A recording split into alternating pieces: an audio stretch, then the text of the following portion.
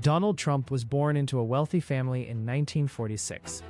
His father, Fred Trump, was a successful real estate developer in New York, particularly known for building middle-income housing in Queens and Brooklyn during the mid-20th century.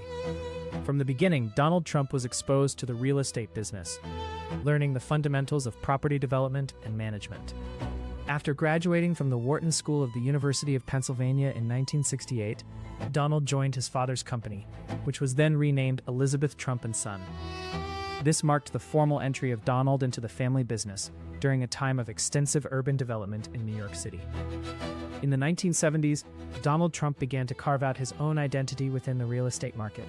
He shifted focus from the outer boroughs to Manhattan, a more prestigious and competitive environment. His first major project was the transformation of the Commodore Hotel, a dilapidated property next to Grand Central Terminal, into the Grand Hyatt Hotel in 1980.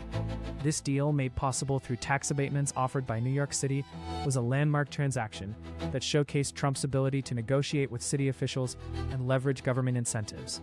The Grand Hyatt's success solidified his reputation as an ambitious developer willing to take risks.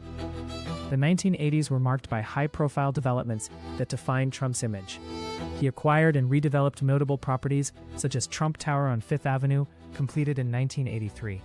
This 58-story skyscraper combined luxury residential apartments with retail spaces and became a symbol of exclusive urban living. Leveraging the Trump name as a brand became a conscious strategy, expanding beyond real estate into casinos and hotels, including ventures in Atlantic City. During this decade, Trump also used aggressive financial strategies and substantial debt, which would later be scrutinized, but initially allowed rapid expansion of his holdings.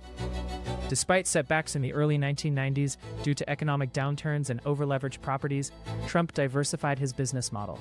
He licensed his name for numerous ventures, from residential developments across the U.S. to golf resorts globally. This approach shifted some financial risk away from ownership to brand licensing and endorsements. Additionally, his foray into media, including hosting a popular reality television show starting in the early 2000s, further amplified his personal brand. This multi-channel strategy built upon decades of real estate experience and turned his wealth into a complex portfolio, not solely reliant on property development. By the 2010s, Donald Trump's wealth was intricately tied to a mix of real estate holdings, global licensing, and media presence.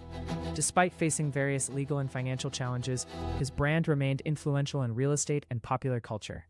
Understanding Trump's wealth requires a nuanced look at the interplay between traditional property development, entrepreneurial branding, risk management, and media savvy, all rooted in the foundation laid by his early years in the family business.